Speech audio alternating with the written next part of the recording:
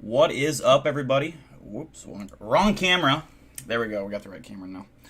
Alright, what's up, everyone? How's your Thursday night going? We're almost to the end of the week. You know? So, that's where we're at. We're sponsored tonight by Spotify, Amazon, YouTube, and Google. Billions of dollars coming to the channel here to provide the best streams forever. Google, it's what you search.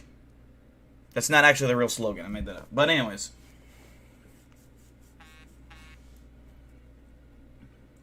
Oh, you're not late, Ryan. We just started. Perfect timing. What's up, Eric Kennedy, Brady Codner, Ashley Gandera, The Unforsaken. Let's see, Elaine, Lila, Weather Balloon, Ryan Tremblay, Magic Beef Stew, a.k.a. John, and I think that's everyone. And Brian as well. We got a Nukes Top 5 tonight, as well as an old video that I found, which shows a guy filming, I think it was a Bigfoot that was trapped in a barn, and the government is swarming in on his location. They know it's there. They have it surrounded. True video. From a guy called Peter Kane. And I'm going to actually queue up that Nukes Top 5 right now. Let's see here.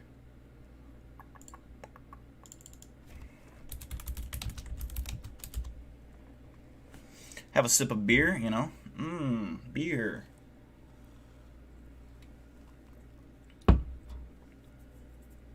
No, but for real, Google, if you want to sponsor me. Like, I'm talking, I want at least 7 figures. You know, if you throw some measly $1 million at me, I'm going to decline it because I'm worth more than that. You know, I want a share of Google. I want like 45% cut of Google profits every month. That's what I want.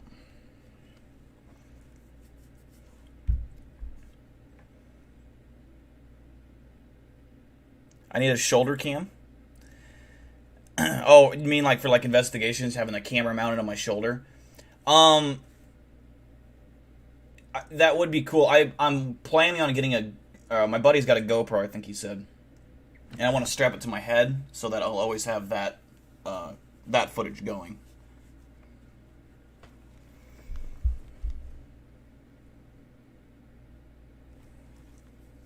Sponsored by Trojan Man. Sponsor would be dope.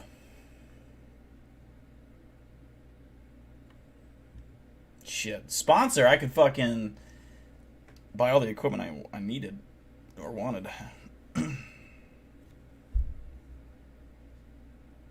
Raid Shadow Legends, you know? That's like, I don't know how, like, Raid Shadow, like this game, for those who don't know, it's a mobile game for your phone. And it's like on every fucking person's, like, it's like every YouTuber's sponsor. Like, every YouTuber talks about it before the video starts. It's just like, how many... And, like, they don't pay just little, like, you know, little amounts. They'll pay different people different things depending on what channel you are. But it's just a lot of money they're fucking dishing out. Man. Yeah, sponsored by Rage. Yeah, exactly. It's everywhere. You can't get away from the ad. Or the sponsor.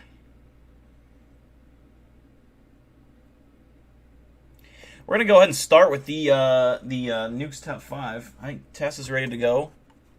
She's sitting calm today, so far. So far. Alright, let me get this queued up so it's not blaring loud. There we go. So, obviously, for those who are new, who maybe not have seen how we do this before, we do rate every video out of 10. 0 to 10, 0 being not spooky at all, 10 being very spooky.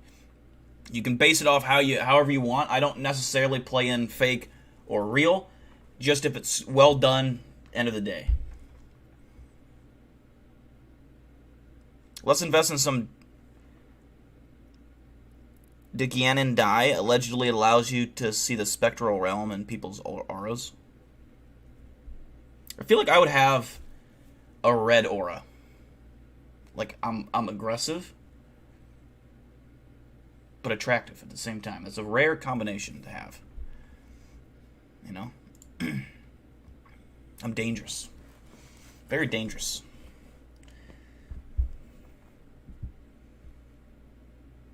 Alright, let's go ahead and get started. I think we're ready to go. I'm excited for this one. I'm hoping that tonight we get 2 bangers. Two 8+ scores on this 5-video list. And, you know, those, like I always say, those are our 2 main, you know, I want some nice beef. Maybe a little side of chicken, you know, is my two protein, my 2 big meals. And then we have like a couple, you know, 2 or 3 sides that complement it nice. I hope, you know, the sides aren't coleslaw. If we get a coleslaw slide today as one of the videos, that's no good. I want bacon macaroni, 3 cheese. I want broccoli. Broccoli's a great side. Fuck you if you hate broccoli. It's amazing. Salted, warm broccoli, not cold broccoli. Green beans, baked potato, mashed potato.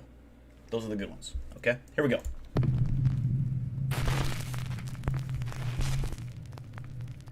Top 5 ghosts caught on camera. The Magnolia Hotel. Okay. The Magnolia Hotel in Seguin, Texas is said to be extremely haunted by multiple ghosts. The hotel was built in 1840, and over its 180-year history, many people have passed away inside its walls, some even taking their own lives.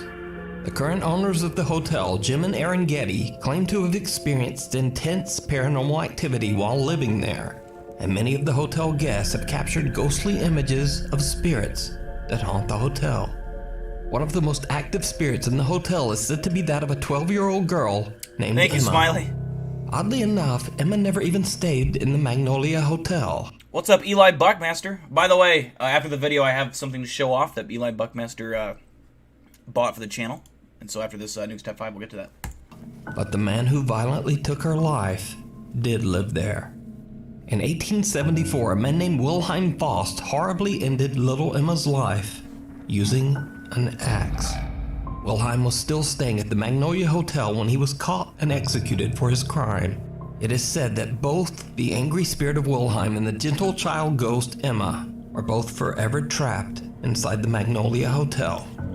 Paranormal investigator. It kind of looks like, well, I won't be able to freeze from it now, but it kind of looks like the Villisca Axe Murder House, like, and it's kind of the same story, except the Axe Murder at Villisca killed, like, I think, what, seven people? 5 of those were kids, something like that. It was either 5 or 6 kids he murdered with an axe, but he was never caught. There's Colin and Peyton from the YouTube channel The Paranormal What's up, Rick? Travel to the Magnolia Hotel to do an investigation at the allegedly haunted inn. They experienced something truly bizarre. That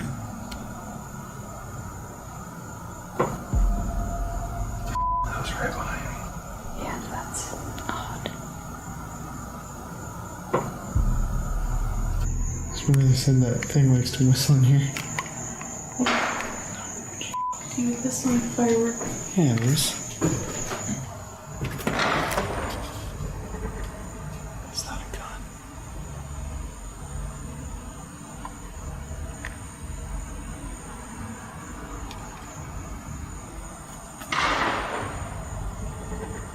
That's a gun. No, it's not. Yes, it is. Only coming from literally right I'm not a gun expert, so I can't tell you. They hear the unexplained sounds of knocking and possible gunfire while exploring the hotel rooms. However, it's what they didn't hear at the time that is absolutely chilling. I'm gonna sit down for a second too before we go to the unfinished part. I'll kill the lights. Yeah. Guys, I know it's kind of boring. Guys, I know it's kind of. Guys, I know. The voice of what sounds like a young girl can be heard saying the eerie word, Mommy. Now, if that wasn't creepy enough, the owners of the Magnolia Hotel actually caught what they believed to be the same young girl, little Emma, on one of their static cameras. The camera is set up in the room where the ghost of Emma has reportedly been seen and heard the most. They call it the, quote, children's room. One day they leave a bunch of balls and toys for Emma to play with. And then this happens. See, I want one of them fucking light up balls. I also want a tortoise. I want like a live tortoise. I want to put the tortoise in the house. And like not let the people know. And then like when we check out, there'll just be a tortoise in there. And they'll be like, what the fuck? Like the demon spawned a tortoise. You know, and then it'll be like national news.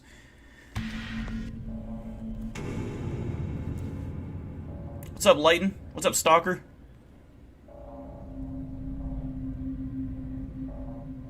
Balls on the floor mysteriously seem to just start rolling around on their own. But what's most bizarre about this footage is the strange shadow figure that follows right after the unexplained movement. Could it be that the spirit of little Emma is playing with the toys? Is the Magnolia Hotel haunted by the ghosts of the people who lost their lives inside its walls? Let me know what you think down in the comments. I think if you have a fucking goddamn puppet or whatever the fuck it is sitting in your room that looks like that, you should go to prison. Like, you shouldn't even be allowed to make things that look like that. That is terrifying. It looks like Abraham Lincoln's cousin who fucking fell into a meth pit and decided to become a lawman. You know, after he became sober again, but you can clearly tell his face is so fucked up. I don't like this guy. I don't trust him. If I was in the hotel with this guy, he's getting thrown out the window, slapped up. Paco might even take a swing at him. Right, Paco? Yeah, that's right. Yeah, fuck this guy. I don't like him.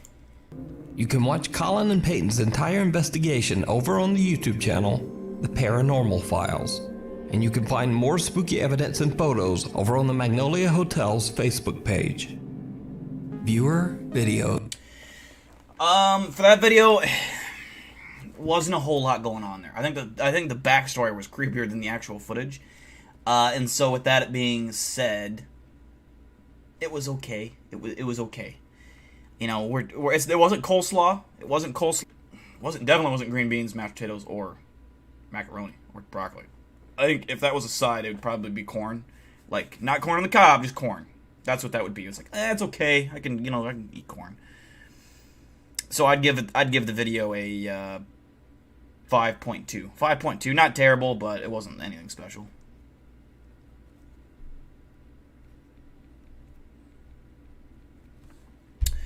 All right, moving on. Let me read some scores out here. James says it's a 2.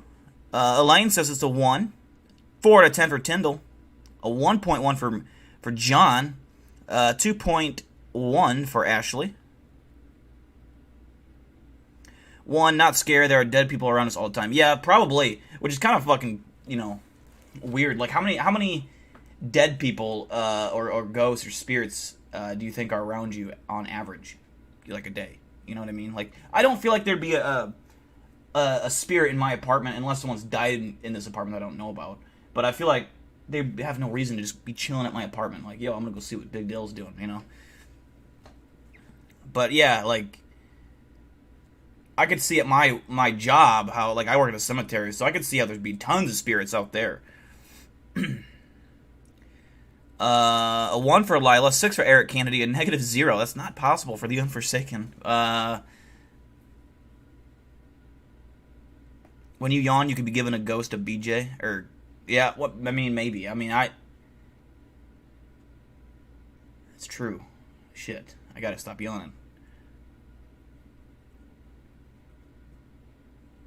I'd haunt a McDonald's, make people shit themselves.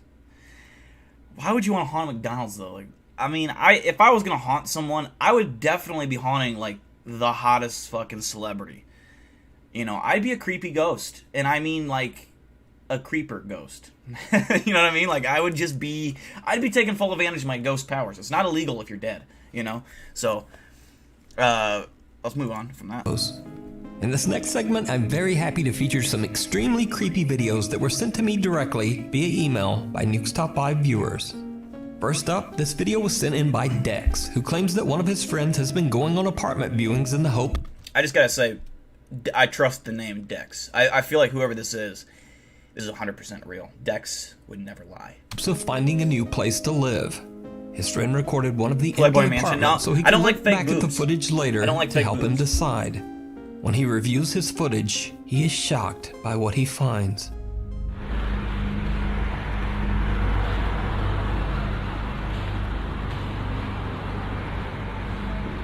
Green interior paint, that is shocking. It's like avocado green too. Oh my god, what's this all green? Green cupboards, green closet. This is horrifying.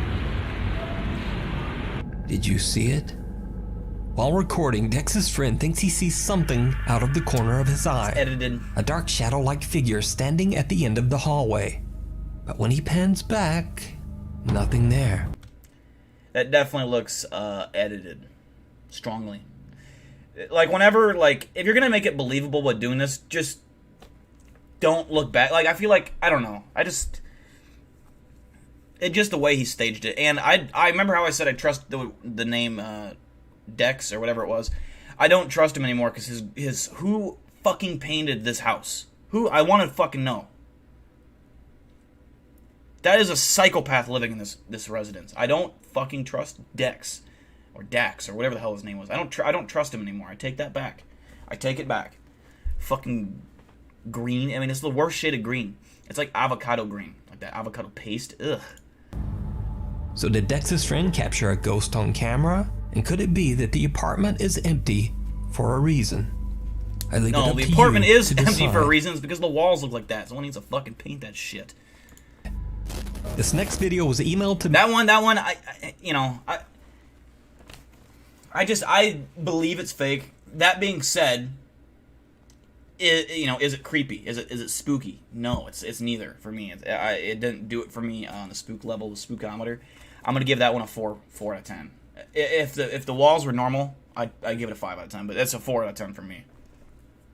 Man got the guacamole walls. There we go, guacamole. You like that shade of green? Ugh. Man, if I'm gonna be going to green, I want dark green, like a forest green. You know? What's up, Texas Panhandle? A negative 10 for John. 0 for Elaine. 3 for Tyndall. What's up, Cryptid 559? 4.5 for Ashley.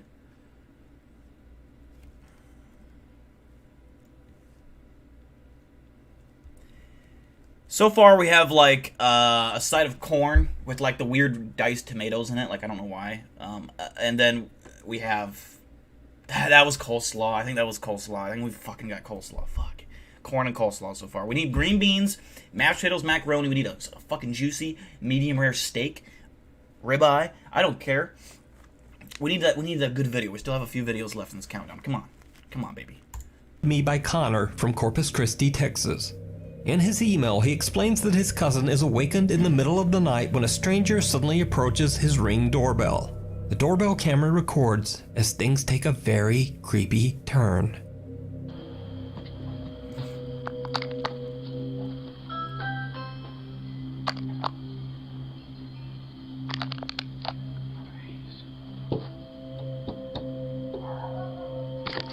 Hey guys, I swear to you, all my life, I swear I mean you no harm.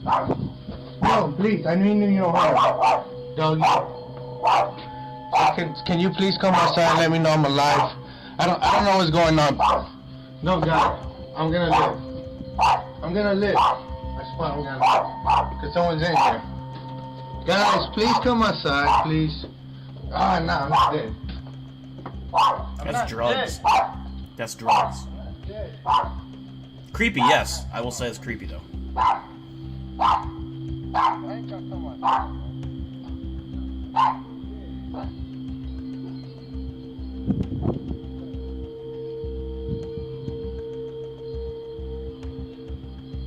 If he pops out from this bush.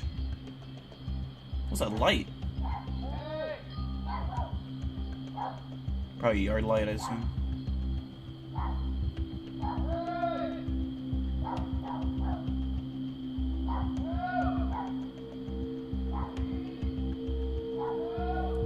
It's definitely drugs. I don't know which drug. The man who rang the doorbell is odd and erratic as he pleads for them to open the door and let him inside.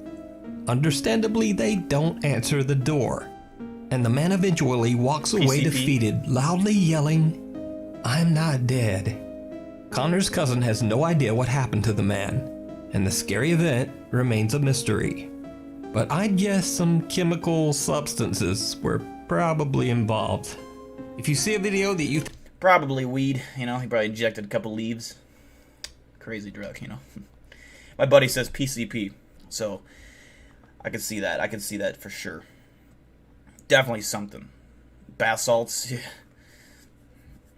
I mean, I ain't opening the door for that motherfucker. No fucking way. Never.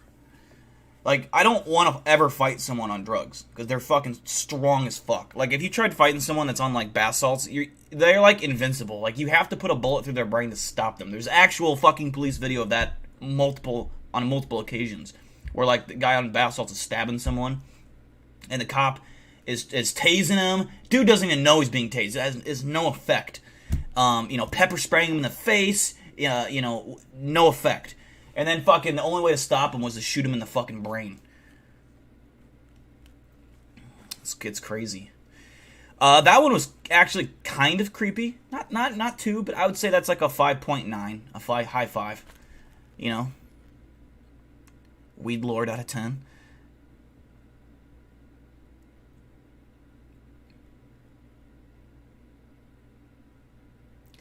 A 6 for Lila. 5 for Texas Panhandle.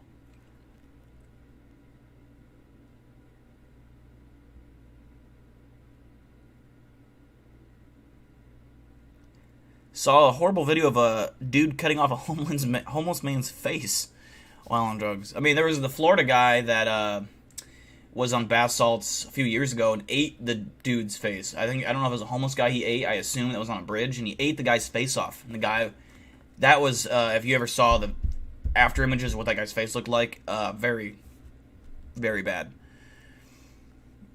A 7 for Rick, a 2 for John, a 3 for Crystal, a 3 for James, and a 3 for Ashley. Gandera.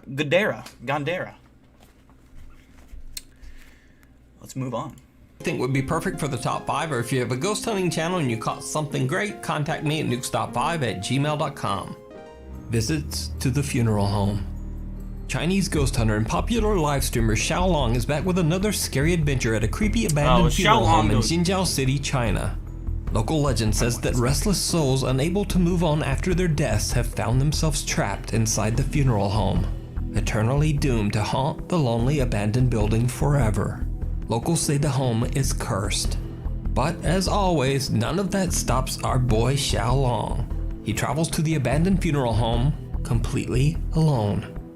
As he's exploring outside the building, he stumbles upon an old abandoned hearse that was once used to transport bodies.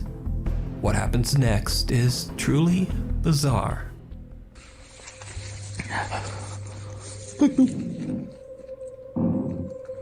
Oh shit.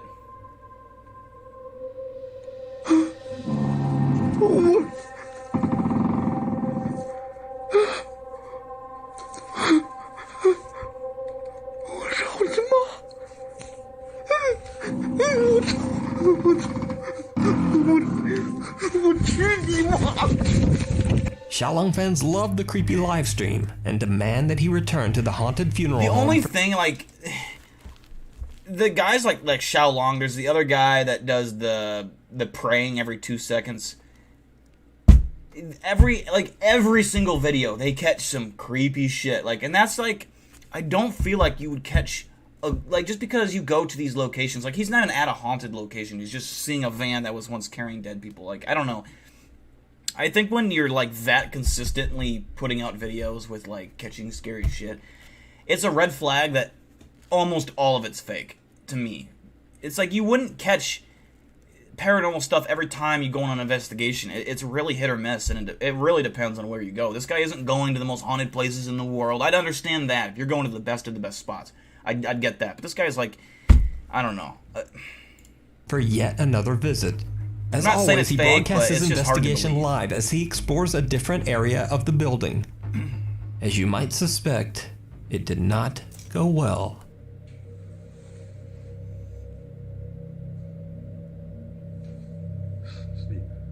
"哎呦我操你妈呀！我去你妈的！我操！他妈的，这是放尸体的！我操！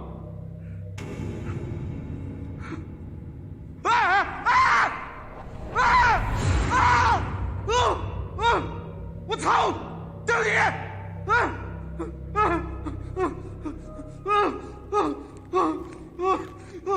我操！我操你妈！我对不起。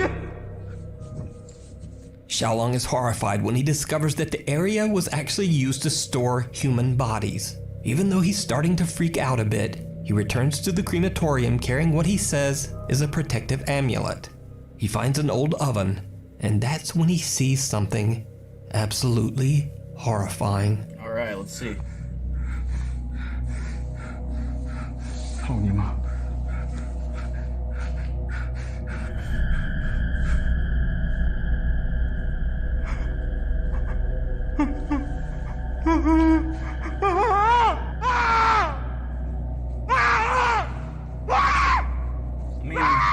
Come on, you don't be screaming like that, bro. Come on. It's not even that fucking bad. A terrifying pale face seems to rise up through the oven's air vent and then disappears back into the darkness. What the fuck? I mean, that could be like a fucking bird. You know what I mean? That could be like a pigeon. It could be an owl. Kind of looks like my cousin.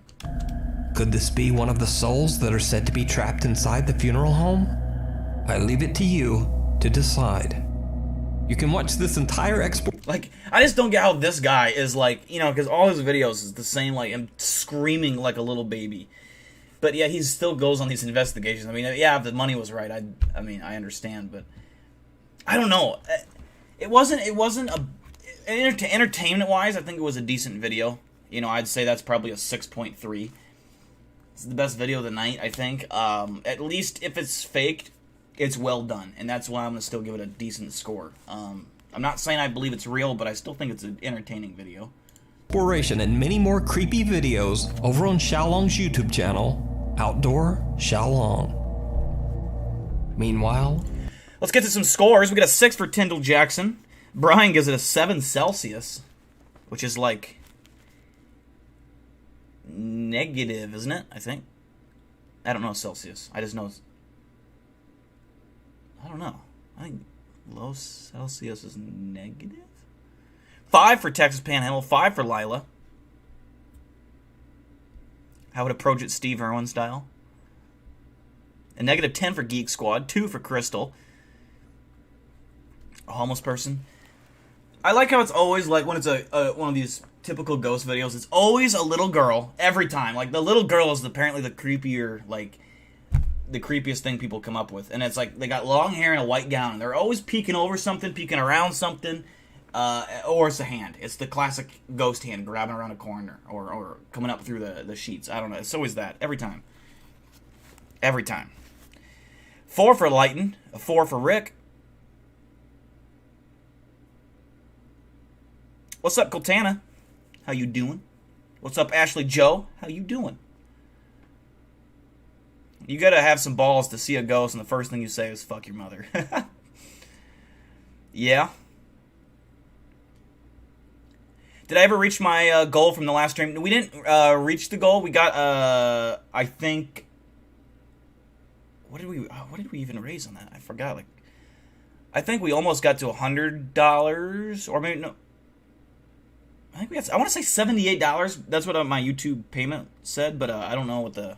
It might have been a little higher than that.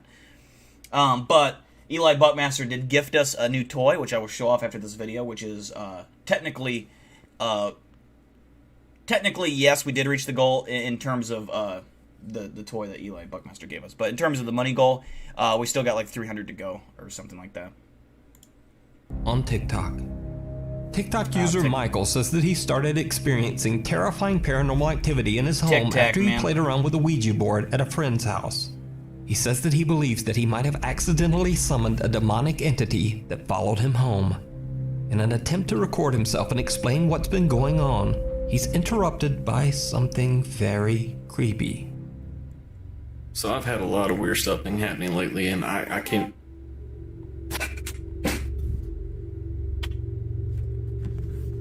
Hello? A child's voice can be heard, yet Michael claims he has no children. He says he doesn't know where the mysterious voice could have possibly come from.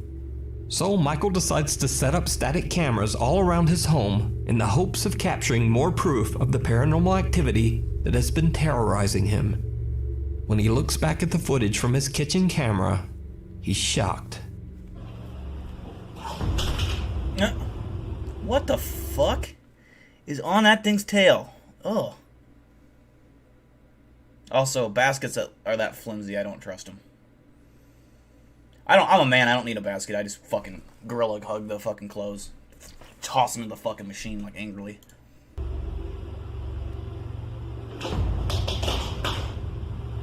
That looked like it was pulling a string, kind of.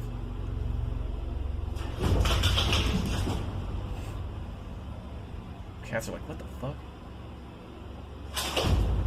Yeah. But, like, why is he recording, A, in vertical mode? So he's using his phone, yeah? Because he's clearly not using a camera. So he's got his phone propped up here perfectly to record this. Obviously, it's fake. It's not even that well done. You know, if it wasn't vertical mode, it maybe would have some believability, but it's obviously on his phone on TikTok. Michael and his girlfriend Heather decide to do another Ouija board session, this time to try to get answers as to what is going on. But things take a terrifying turn. H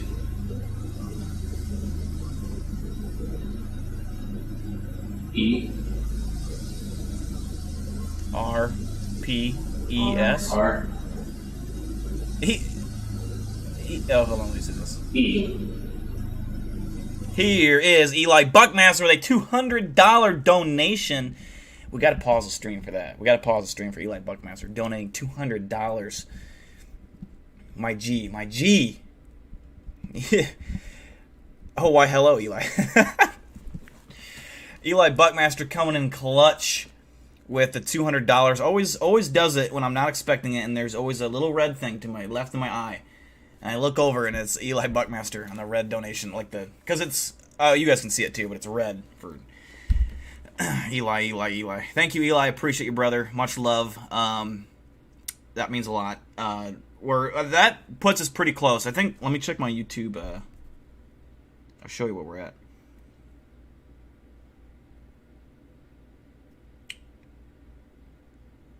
We're at 178 approximate revenue, so 178 plus 200 is 378. But it'd be like 350 or 340 something after they take taxes out. But yeah, we're getting close. We're close to that Villisca X murder house goal. I think the goal was what I say, $428.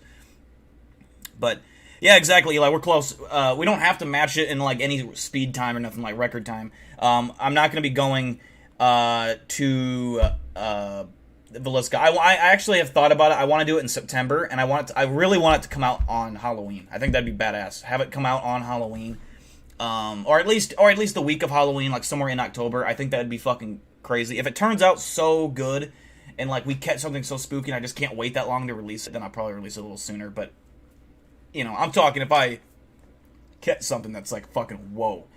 But when I show you off this new toy that Eli got me, it'll make things a lot more exciting. Because I've tested it out and it fucking works like a charm. It was you pulled the string, Ashley? Ashley Joe's got a little kitty as well. So I could see her training the cat to react to baskets like that. And yeah, shout out to Brian and Shabby for the $5.55 donation. But again, once again, thank you, Eli. Appreciate you, brother. Here. Oh my god. Goodbye. Oh my god, I don't do this no more. I'm freaked out now.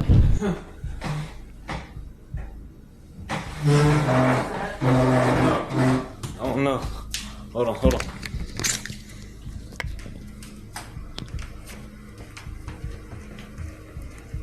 Was that upstairs?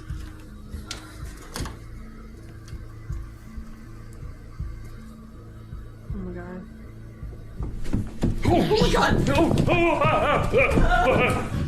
Something violently crashes to the ground right next to Heather, and then they both hear a loud sound coming from upstairs.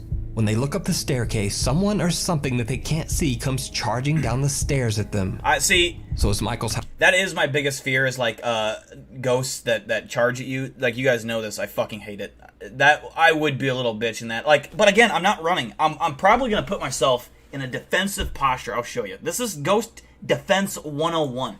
If a ghost is charging at me, I'm standing here like this, right? Pretend I'm standing even though I'm sitting. I'm putting my right fucking forearm guarding my body, right?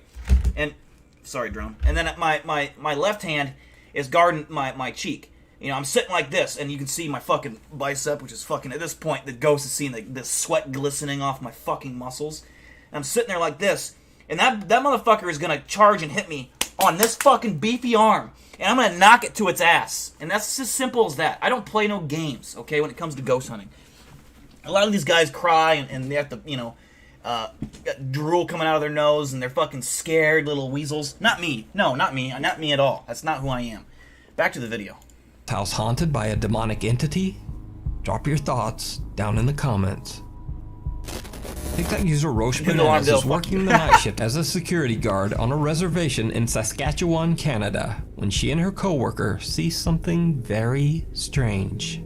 When we work night security 8 p.m. to 8 a.m. and we see something coming at us at midnight. I think I've seen this from somewhere. Raylan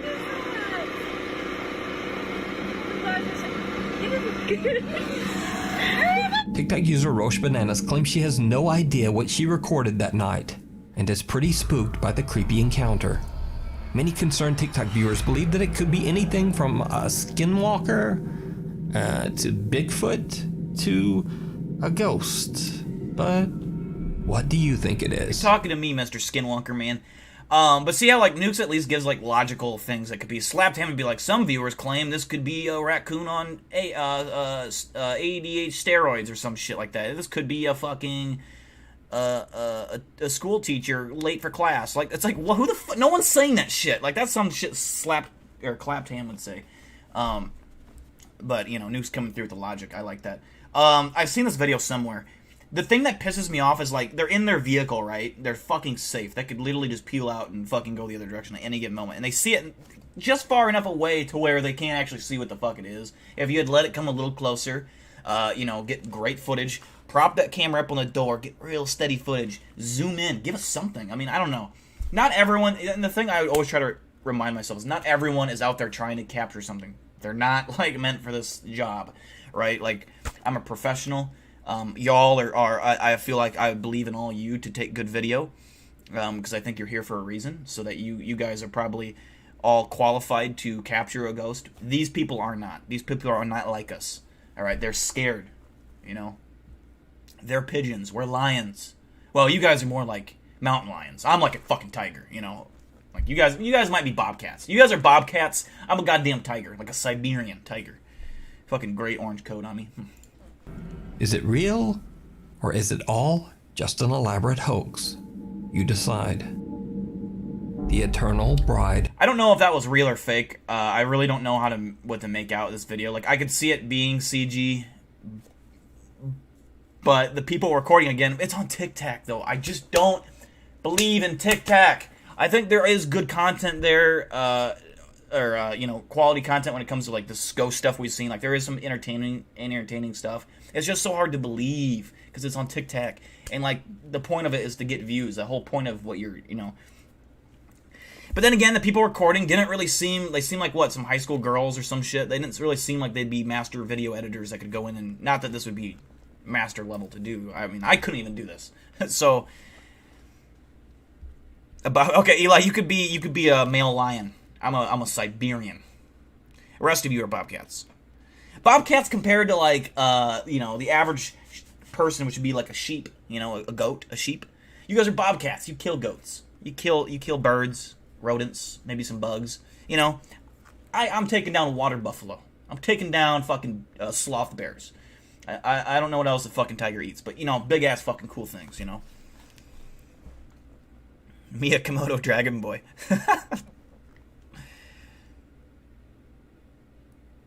Yeah, the reason that you see chills and nukes with these video titles, it's just to drive views. It's just to, that's the sole purpose. They're obviously being over exaggerate in the title. That's how you get clickbait titles, and those are important. You know, I don't do that, but if I did, I bet I could get at least you know, I'm not going to draw fucking the views they are, but I could at least get better views, I'm sure. Because once that hits mainstream, that kind of title is more enticing to the average person than if I were just to do top 5 videos like what I do. So yeah, I get that they are kind of cringe sometimes. But at least Nukes is kind of funny about it. Like, he's not... Like, Clapped Ham is like, these 5 videos will make you never want to go on the internet again. It's like, they're way too exaggerated. And at least Nukes is more comical about it. Better than a bobcat. Bobcats are fucking scary, though. Like, legit. Have you ever seen one? I've never seen one in person, but I've seen videos of them. They're fucking scary little menaces to society. They're angry. They're always pissed off. And they fuck you up. A bobcat would like, I don't think they could kill a human, like a full-grown male human. A full-grown female human. But a child, they could fucking kill. They're way bigger than house cats. They're pretty fucking big. And they're scary. Their claws would fuck you up bad. AMN says he's a Wendigo. Oh, God. I'm military vet, too, like Ela, so Kodiak Bear, just a thin one. That's just a thin one.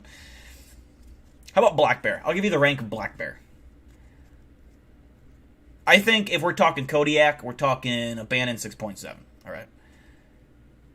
Maybe I could kill a shot. Fair enough. Fair play. You decide. The Eternal Bride. All of the residents of Culiacan and Sinaloa, Mexico know of the story of Lupita, the Eternal Bride. The story goes that back in the early 1950s, a young woman named Lupita was engaged to be married to her childhood sweetheart, Jesus. The bride-to-be and her fiancé were both friends with a man named Ernesto, who was hopelessly in love with Lupita. But Lupita had no romantic interest at all in Ernesto. Ernesto was driven mad by his jealousy, and on the wedding day, he took the life of Lupita's husband-to-be as she watched on in horror. Ernesto then took his own life. Lupita was so traumatized by the event that she never recovered and just completely lost touch with reality. Every Sunday for the next 30 years, Lupita would dress in her wedding gown and walk to the church cathedral in town. After her death in 1982, she was buried, and it is said that she aimlessly roams the cemetery grounds, still in her wedding dress to this day. A paranormal investigator from Mexico who happens to share the name Ernesto from the YouTube channel Zona Paranormal Veracruz is joined by his friends and fellow investigators El Payaso de la Toledo and Lorena Jacobo. Together they explore the cemetery late at night. They hear strange unexplained sounds all around them, and then this happens. Hey.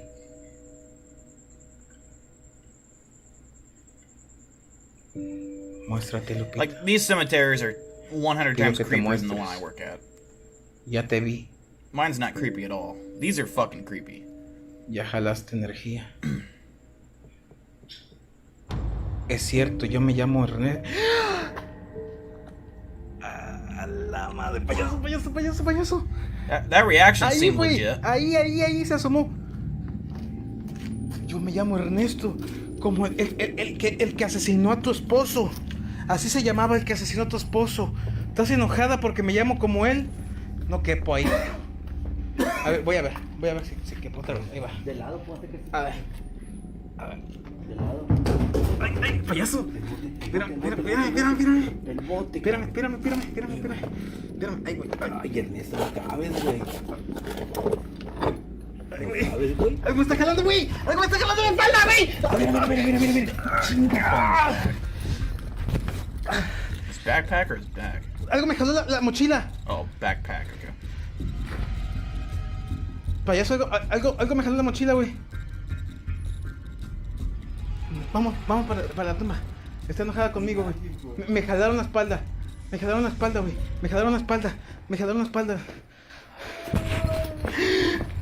Vamos, payaso. Esta tumba, güey. Está dentro de esa tumba. Vamos, pero yo quiero ir a su tumba. Ernesto is broadcasting live on Facebook when he spots someone appear and disappear near one of the graves. They hurry over to investigate, but Ernesto gets stuck in between two tombs. In a shocking turn, Ernesto feels someone or something pulling him back. And then, did you see it? Right behind Payaso, another mysterious apparition can be seen lurking behind the tomb. Now again, this is a live stream broadcast. The figure is spotted by the viewing audience, but the two investigators are completely unaware of what they've just captured. They continue their exploration. Pues vamos a buscar a Lorena, güey, si quieres. Vamos a buscar a... That would be creepy. Payaso caminó aquí enfrente, güey. Caminó aquí enfrente, cabrón. La agarré.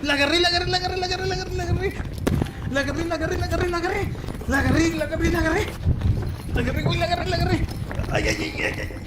La rodilla, güey. La rodilla. Lore. Vamos a ver a Lore, güey. Vamos a buscar a Lore. Vamos a buscarla. Lore. Sigue mandando saludos.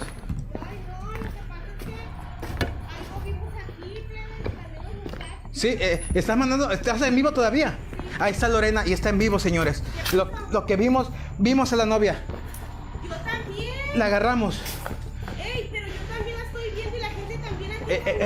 Es que dicen que me puede seguir porque yo me llamo como el que mató a su esposo. Me jalaron la mochila. Había un lugar donde no cabía.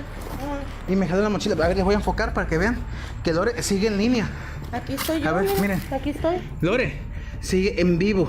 The guys see an apparition that appears to be wearing a long white dress. They quickly go to find fellow investigator Lorena, who's broadcasting her own live stream in a different area of the cemetery. She explains that she too saw the figure of what appeared to be Lupita, the lonely bride. Now, as I mentioned, this stream was live, so it would be very hard to fake. But what do you think? Let me know down below. You can check out more of Ernesto's creepy live streams. I will always give YouTube people credit. channel. When it's a live stream and shit like that's happening, that's very hard to fake, especially when you're seeing like apparition type things. If you're seeing a girl peeking around the corner and like it looks like just a person in this, I can see that easily being faked, but that does give it more credibility. That one actually wasn't bad. In terms of like believability. You know, the girl in the gown and that thing behind the, where was that? Payaso, algo me jaló la mochila, güey.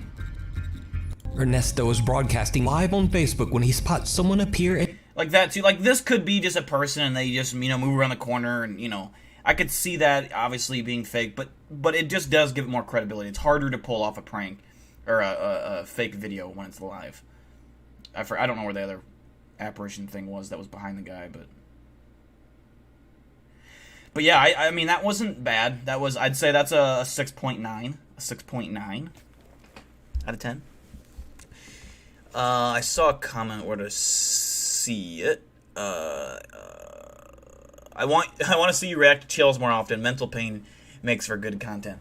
It probably does, because it's depressing. Chills is just it's so hard to listen to him.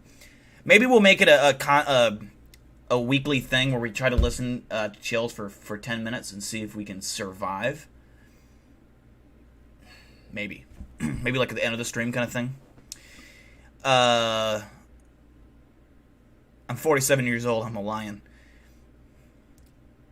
How about wolves? You guys could be wolves. I'm a goddamn tiger, Wolves are badass. You guys are a pack, You guys, I hunt solo. I'm the leader. Have you ever seen the Jungle Book? Not the newest one, but the first live action one, the actual good one, not the one that looks like weird cartoon live as weird. I'm Shere Khan. Okay, I'm Shere Khan. Let's see.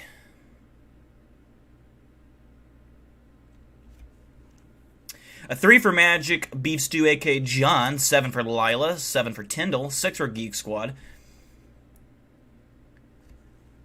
I would love to be eating chicken. Chicken's good. We had a 7.1 for Brian. He liked it. I thought it was decent as well. It wasn't like super scary, but compared to the other ones, it was good, and it was interesting. And like I said, it being live made it a little bit more believable. Let's see. Dill, what would it take for you to do another ice cream thing? Oh, God. I'm going to say this right now. That was the worst night of my life. That was so disgusting. And, I had to, okay, so I took for those that don't know, we did this thing way back. I said, if we get to $200, I will eat, on the next stream, you guys get to pick 5 ingredients, whatever they are, I mix them together in a bowl. And I think that everyone came up with, vanilla ice cream, there were shredded carrots, tartar sauce, there was hot sauce, and what was the other one? I forget. Maybe sour cream or something like that. I don't know, but it was horrifying and disgusting. And I put it in my mouth and I vomited instantly. I gagged it out of my mouth, and then I had to re-enter that gagged out material back in, and I gagged it back out again. I couldn't get down my throat. But to do that again.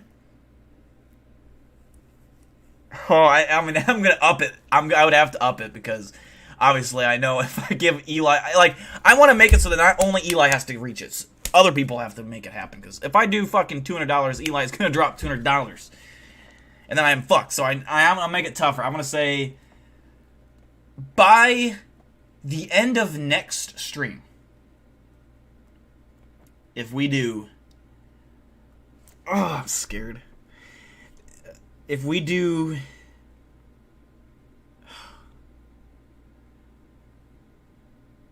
I'm gonna make it a little bit hard. I'm gonna make it so that we hopefully don't. I'm gonna say if we get to 600, If we get to $600 by the end of next stream, which will either be next Tuesday or Thursday, I'm not sure yet, you guys can pick 5 ingredients. If we get to $400 by next stream, you guys can pick 2 ingredients. And I pick the other 3. Okay, fine. You can pick 3 ingredients. I get to pick 2. That would be more fair. $400 by next stream, you can pick 3 ingredients to mix together in a bowl, and I'll add the other 2. $600, you get to pick all 5. Yeah, counting the 200. Ooh, that's true. There is already 200. No, starting now, a new fresh. Because otherwise, it'll be only $200 to pick 3. I'm going to do 600 starting now fresh. So, if you're interested in donating to watch me suffer, like I said, it doesn't have to be tonight. By the end of the next, and you don't have to do it at all, by the way. I'm not begging you or nothing like that. But I'm just saying, if you want to be in on this, $400 by the end of the next stream gets you to pick 3 ingredients to mix in a bowl. I will consume it live. And $600, you get to pick all 5. That's horrifying. The top donator, which we already all know who that would be if that does come down to it, will get to pick. I'll have to think about how it goes. But the top donator will get to pick at least 2 ingredients themselves. At least. It might be 3. That's if we get to the full 600. They'll get to pick at least 30%. What's up, Scott? It will be on Thursday. You never stream on Tuesdays anymore. That's true. But I am going to be starting to go donate plasma hopefully next week.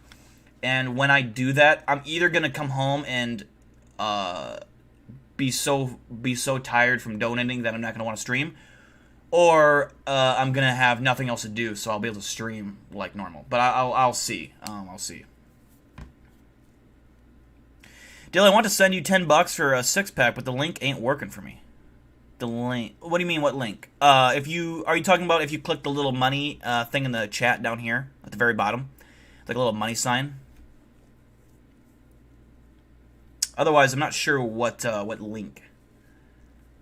I don't know if I have an old link up in my description or not. I just use the if it doesn't let you, then that's okay. It's I appreciate the thought.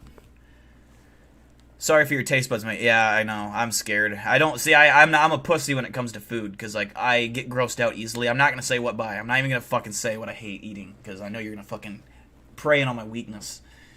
But there are certain foods out there that just looking at them, it is no good. I do vomit easily when it comes to gross food. If I get something that's just not right, for an example. The other day I was eating, what was it? Chicken macaroni? What the fuck was it? I got it from, where did I get it from? I got some, I don't know. I got macaroni something from somewhere. I can't remember where. I don't know if it was KFC. And there was crunchy bones in the macaroni. And I'd bite on something hard. I'm like, what the fuck is that? So I'd spit it out and it was like a bone. And I about lost all my food. I literally was gagging. And it was not good. It's no good. Alright, thanks, Scott. Appreciate it. Either way, I appreciate it, So now, I'm going to show you off what Eli Buckmaster has donated to the channel. If you guys were there in the last stream, Thursday, it was the fundraising stream. And, where's the donate button? It should be straight below, at the very bottom of the screen. At least I think it's the same for you guys as what my screen shows. But it's right where the text, where you enter the chat. Right below that, there should be a smiley face for the emojis. There should be a $sign, or whatever your nationality is. With the $sign or the peso or whatever. And then there should be a. I can create a poll. Oh, I didn't know. This is new. Hold on. Who would win?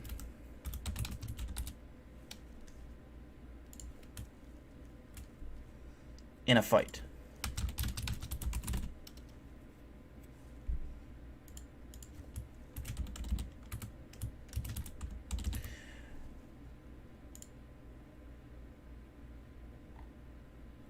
Wait. Do you guys see a poll? Where the fuck is the poll? I created a poll. I don't know where it went. It went somewhere. Oh, there it is. Yeah, go vote in that poll. We'll do more of those often. I think that'd be... I didn't know that was a feature. What was I saying? I feel like I was in the middle of saying something. I forgot. I got sidetracked. Oh, yeah. Eli Buckmaster donating to the channel. And I know you guys, most of you know if you were there what it is, but you haven't seen it yet. It is a infrared thermal imaging night vision device. And before I show that, this is what it looks like, basically, if I can get in frame. This is not a cheap piece of equipment. It is a legitimately professional piece of equipment. Basically, you look into this like so, and you can see, and I've tested this, I can see up to, at least, I would guess, 250 yards away, at least. I was testing out on the road, the main road, kind of by my house. That's about, I'd say, 250 yards away, give or take. And you can see the cars driving by, and they're glowing red. Like, you can see the heat off of them. It's not as hot, but you can still see it. You can still see that there's something out there. So if I was looking out into the woods with this thing, anything that's within at least 100 yards, which is a far ways away, I could see just like that. It would be no problem. So if there's something in the woods and I'm looking at this thing, I'm seeing it. So thank you, Eli Buck, with a $300 donation. $500 donation for Eli Buckmaster tonight. $500. Oh my God. $500 donated by Eli Buckmaster tonight alone, which sets or ties his record, because it's the most you can donate in a stream. For whatever reason, YouTube does not allow you to donate more than 500. And yeah, we are just like that, halfway there. 300 of the 600 is met, and only another 100 to get the minimum required, which is 400 for picking three ingredients. I just hope you guys pick things that I'm gonna not hate. Oh my God, that's insane. That ties a record. There was one stream, and I don't know if it was the stream where we were trying to get the ice cream mix stream. There was one stream where Eli donated $500, and Winter, who used to be in the chat, she was a high donator as well. She also donated. We made $1,000 from just 2 donations. It was insane. I think we ended up making like $1,100 that night. It was crazy. And then with that, I got all this equipment. So good. So yeah, for a channel with only 15,000 subs, we have more equipment and stuff that we're gonna be making content with than any other channel out there with that many subs. Like, that's straight up. And like, unless they're fucking rich themselves, because ain't nobody got shit like this with 15,000 subs. They're using their fucking phone and shit. I got a fucking high dollar camera pinned down on the strap. That's a high quality camera, which by the way, I've been using a lot lately for filming. That's Mr. Eli to us newbies. Yeah, thanks again for Eli for that. That's badass, dude. Let's see, how's our poll doing? 79. Who would win in a fight? 79% of you said Dill, and 21% said Chills. Okay, let me create a new one, or can I not? Okay, I was gonna do another. Oh, I can end the poll. Okay. Here's an interesting one, and I'm gonna put this poll out, and I'll continue to. Oh, can I not put another one up? Surely I can. Maybe I have to wait like 15 minutes or something. I don't know. Oh, there we go. There's the poll. We had 19 votes. 78% of you said Dill. That's cool. I didn't know I could do that. Okay, let's see. I'm curious. Who would win in a fight? A male Bigfoot or a male Dogman? The reason I say male is it's believed that they're likely bigger. Like most animals, I would say, if I had to guess, the males are probably bigger.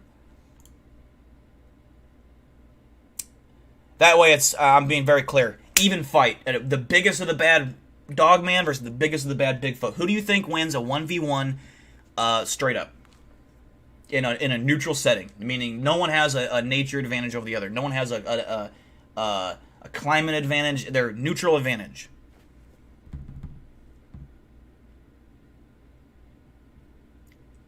My buddy says if you eat broccoli, you should be able to eat dog shit. He hates broccoli, but who does anyone else in chat? And be honest, do you hate warm broccoli, like fried broccoli or like steamed broccoli? I'm not talking about cold broccoli. I don't like cold broccoli either. But I'm saying like warm broccoli. Is there any broccoli haters here?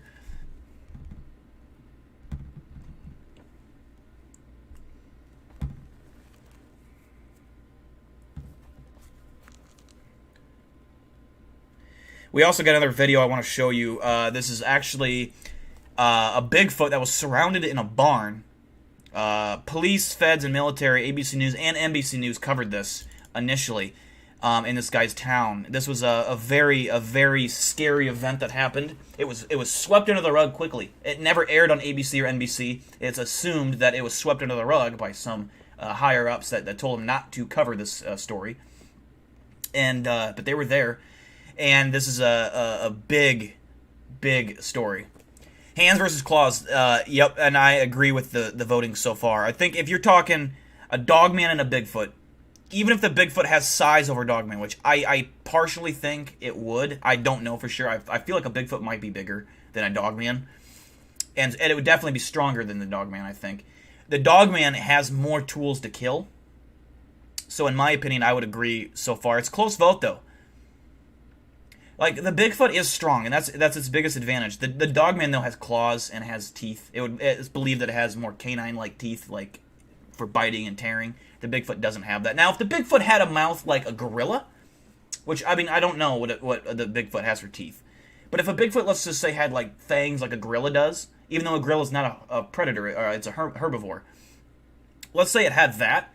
That might give it the edge it would need to at least, you know, I think a Bigfoot could kill a Dogman, but I think if you're taking 10 out of 10 times, the Dogman's going to win the majority of them, if that makes sense. But, you know,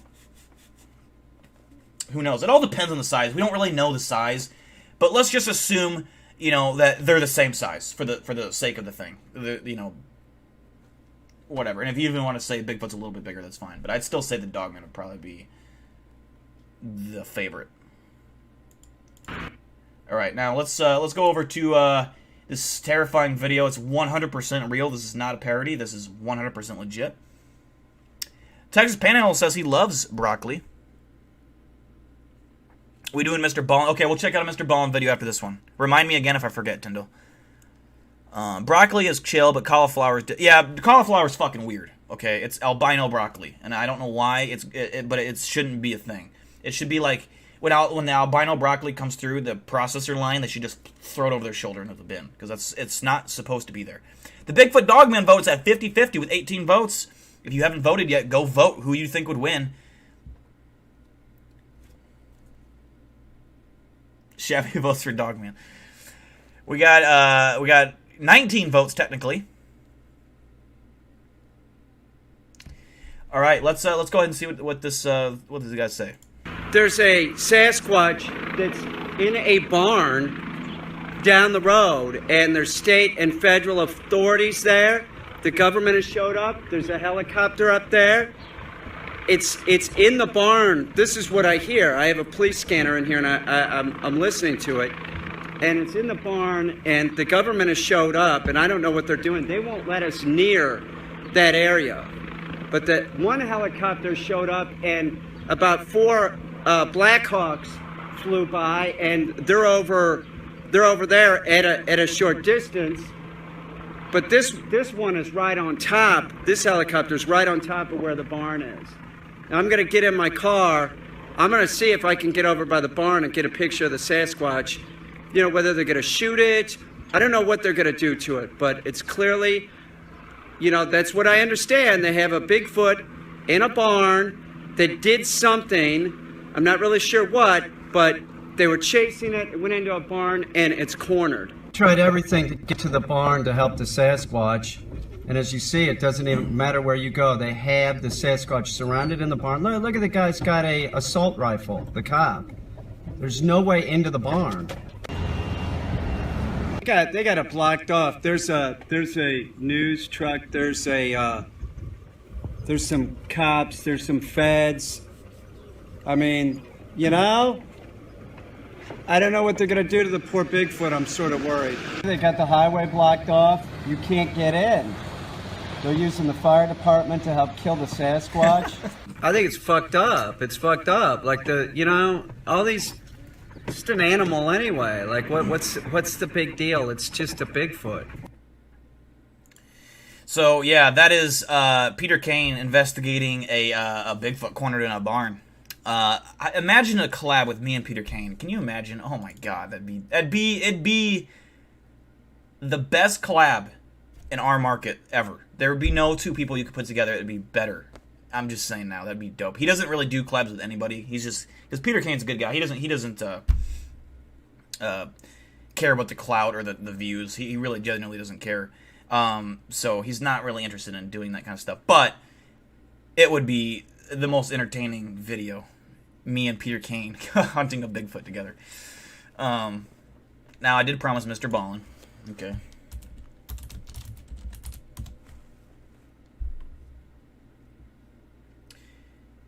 Let's see. I gotta browse this channel here. Does he do like cryptid stuff?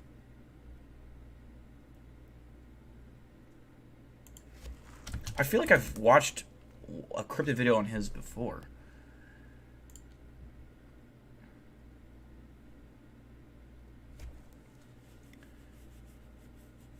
Okay. I found one I think that looks very interesting. Top 3 scariest run-ins with unknown predators. Missing 411. Oh, the Kandahar giant as well. Ooh. The Kandahar giant is special forces soldiers were attacked by this giant in Kandahar, and a lot of them were killed, I believe. So I don't know which one. Should we do the top 3 scariest run-ins with unknown predators? Missing 411, or the special forces attacked by the unidentified creature, the Kandahar giant?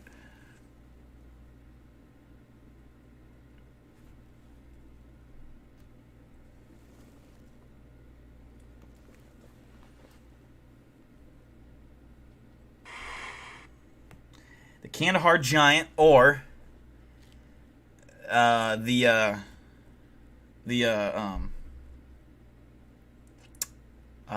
3 unidentified creatures.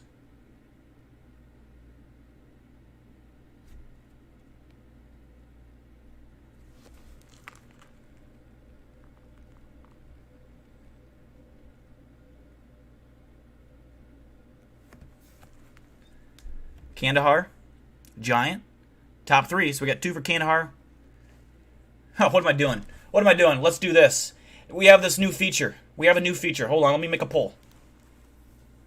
Let me make a poll. We have a new feature. Why am I asking for comments, you know? The Shut up, Ashley. Ashley Joe. Let's see.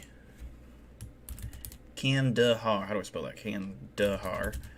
Giant or top 3 predators. Vote on which one you should you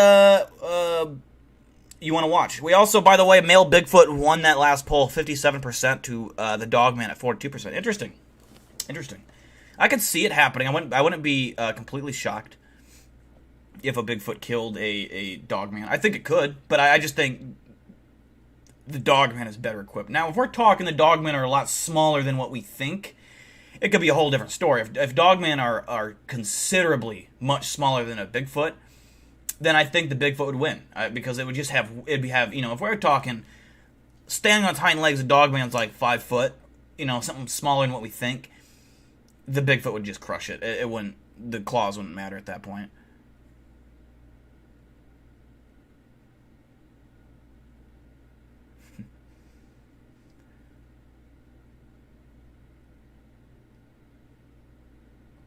One of the creatures is Bridget the Midget. Wait, actually? There's Bridget the Midget? So far, Kandahar Giant is winning. We'll give it a couple more minutes, and then we'll start the video. It's at 64% to 36%. This will be the last video of the night. I love this new... I think I've had this poll option, like, my entire existence on streaming on YouTube, and I just have never fucking noticed it. He did a Skinwalkers one, by the way. The Kandahar Giant is fascinating. It is fucking it's kind of creepy.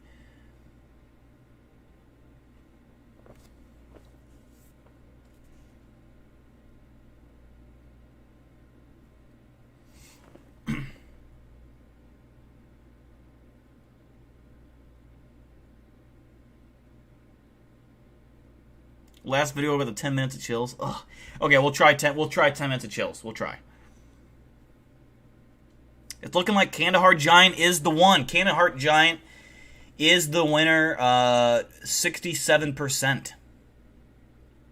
Okay. Okay. I see you. I've never really seen a full video of Mr. Ballin, I don't think. I think I checked it out, I think. I don't really know if I've seen a full... You were deployed back when it happened and heard about it? Really? You heard about the Kandahar Giant? Where were you deployed? Were you deployed near, like, obviously near Kandahar, or you just heard it through the grapevine?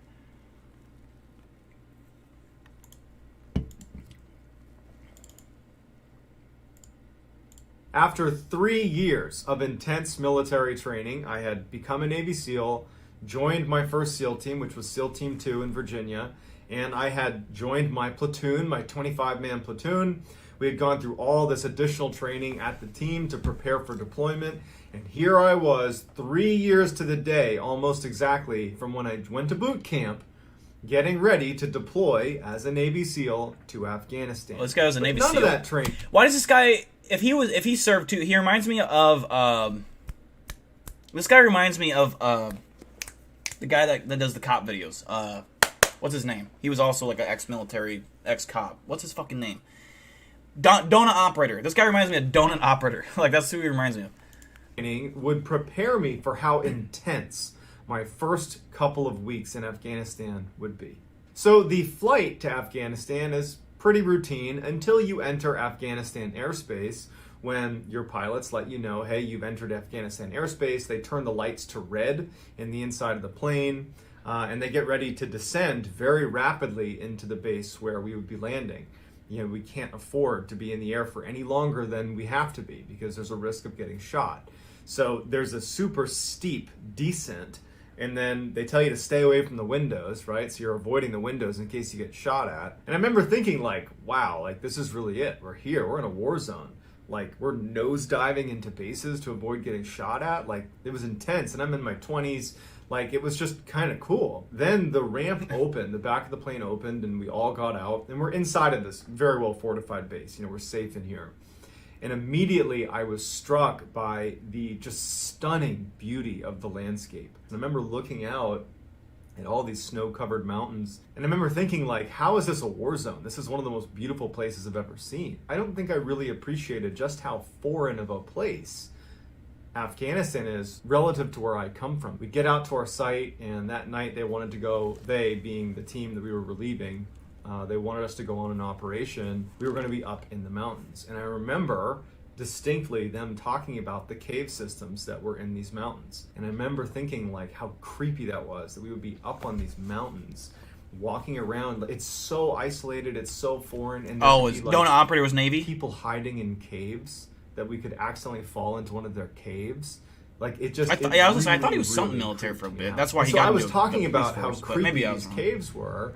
And the interpreter was like, you know, what's really creepy is back in 2002, there was this fairly well-documented case of another special operations unit, the Army Green Berets, coming in contact with a creature in a cave. And they actually got into a battle with it.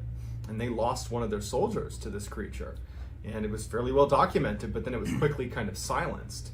I mean, certainly the story was interesting, but I didn't really believe it. Maybe it was some animal, maybe it was some person, whatever it was, there was some explanation to it. It wasn't until now that I actually started exploring different strange occurrences and strange events, and I looked and found some testimony from one of the soldiers that came forward anonymously, who was a part of this operation where they came in contact with this creature in Kandahar. And what struck me about his testimony is it sounds authentic. So what I'm going to do is I'm going to tell that soldier's story, and I'm going to tell the other kind of corroborating witness stories as well, to try to give you a picture of what happened in Kandahar in 2002, and you can be the judge if you think this is fact or fiction. But before we get into today's story, if you're a fan of the strange, dark, and mysterious delivered in story format, then you come to the right place, because that's what my channel is all about, and I upload 3 to 4 times a week. So if that interests you, I would encourage you to please gently ravage the like button and then subscribe to my channel and turn on all post notifications so you don't miss any of those 3 to 4 weekly uploads. All right, guys, let's get into the story. In 2002, an Army infantry unit just vanished. Okay. They were on patrol in the Kandahar mountain range in Afghanistan, and they stopped using the radios. They stopped calling. Eli or John, have you ever been to Afghanistan before? Can you verify his not that I don't believe him, but how beautiful the landscape is? I believe it. I think it's too bad that there's too many shitbags that are fighting over there against us, because it's good land. It's good good quality soil. Probably not, but I don't know. But it's, they don't have much for wildlife over there, which is kind of lame. They have like goats and like weasels, probably camel spiders.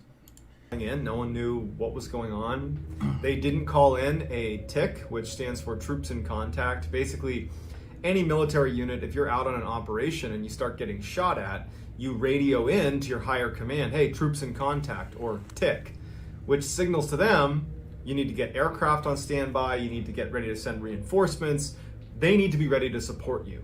But they only do that if you signal that you're in a TIC. And it's, a lot of people, if anything, will call it in too early.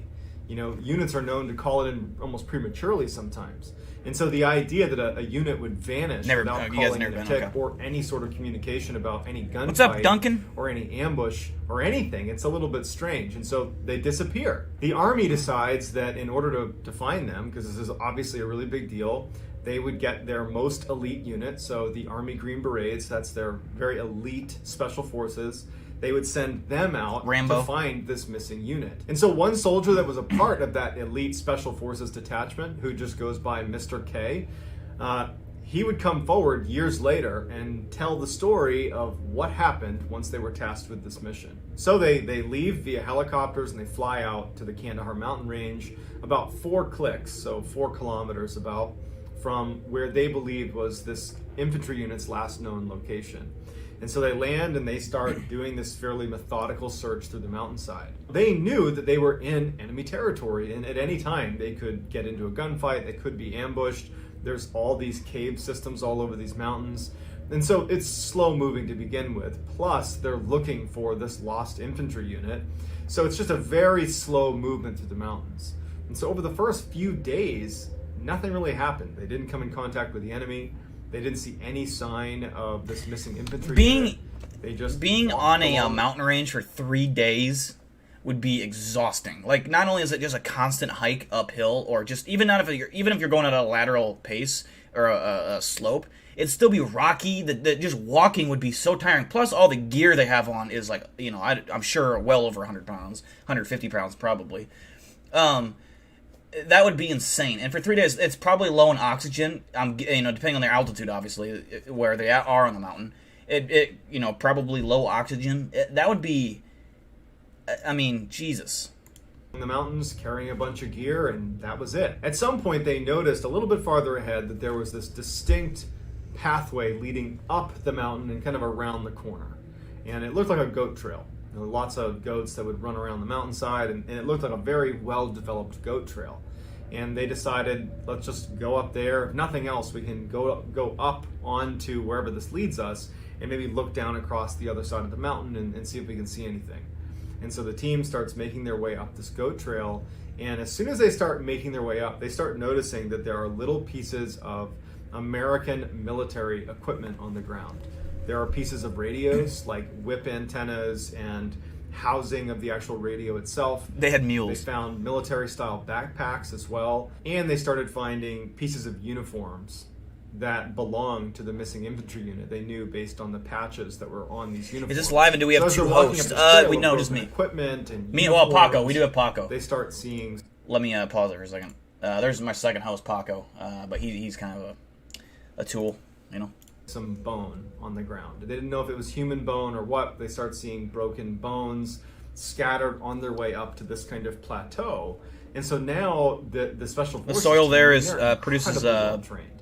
I mean, I'm not just being biased which here. is where opium comes from? The Army Green Berets, the Army Special Forces, they're very similar to the Navy SEAL teams, which I was a part of. Two different units, no doubt, but very much peers. And the level of training you get in handling situations like this one, now granted this one's pretty unique, you're so well trained that when things start getting dangerous, it's like your training just kicks in, and everybody's does. And so I would imagine that when they saw this, what they were thinking is, this was an ambush. This infantry unit was ambushed, and we're probably coming up on the ambush site. And so they're, taking defensive positions, and they're moving slowly and very tactically up this mountain, and they're keeping their weapons pointed at the leading edge on their way up to the top of this mountain. They get to this plateau. It's like a flat section of the mountain, right? It's like a steep mountain, and there's like this little shelf almost. And there's more equipment scattered and more bones scattered across it, and there's all these cave entrances right in front of them.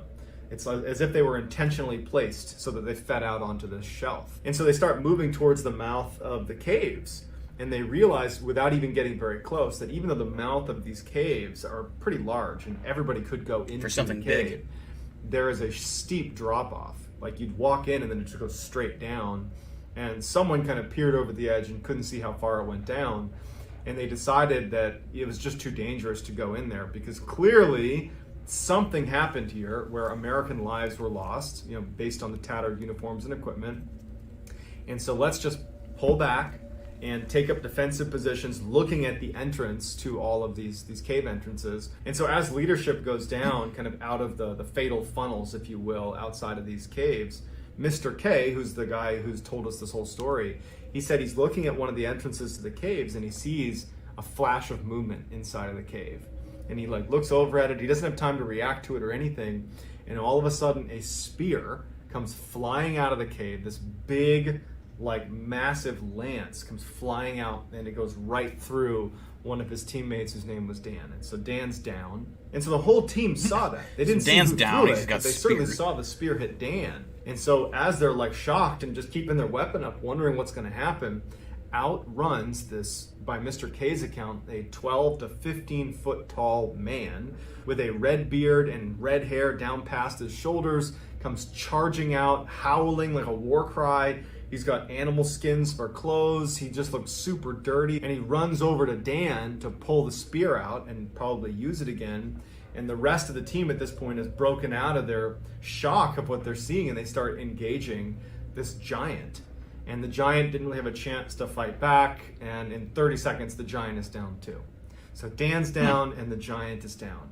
And the whole team is like, what just happened? So after the dust had settled and all the shooting had stopped, they went to check on Dan, and Dan had passed away. And so they called back into higher headquarters, and they're trying... That's weird. If it went down that easy, it's how did it kill a whole unit? Unless there's multiple of it, maybe there's more. I know I remember one guy dying and multiple already being dead on the scene when they got there. But it makes sense that they would be mortal, just like any other thing. They probably have a higher tolerance to bullets, obviously. They take a lot more bullets than the average person because they're just a lot bigger.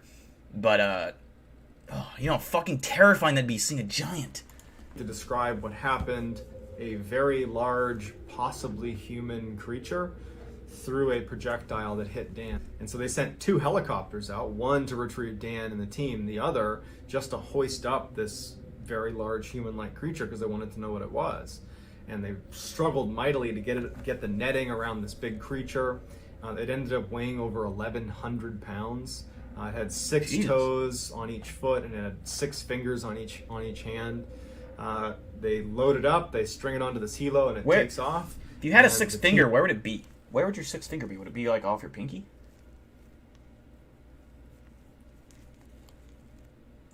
Yeah, I got fucking a big ass hand here. You know, I'm a giant. Oops. Oh god.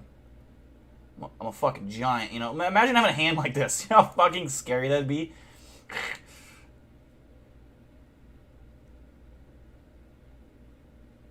That'd be scary. Anyways. Team gets into the other helicopter and they go back expecting to be debriefed as soon as they get back to base.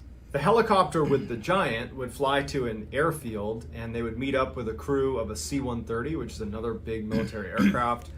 The pilot of that craft would publicly say that he remembers seeing a 12 to 15 foot tall giant person with 6 fingers on each hand, 6 toes on each foot. And he would say that's what he saw, even though it was later redacted and made top secret. Mr. K and his team, they flew back to the base to be debriefed, and so they had to provide an after-action report. It's something done in the military. You go out, you do any operation, you come back, and you write up what happened. And so Mr. K and his team decided to just be honest about what they saw. And so they described it again in detail. You know, 6 fingers on each hand, 6 toes on each foot. You know, it came out, it threw the spear, it hit Dan. You know, it was this horrible situation. And once they submitted it, their leadership said, you got to rewrite that. Like, we're not going to accept that. So Mr. K said they ultimately rewrote it, and it just sounded like a typical engagement in the mountains with the enemy. And it was made top secret, and then they never saw it again. And that was it. Mr. K said that he and the rest of his team also had to sign non-disclosure agreements to not ever talk about what they saw.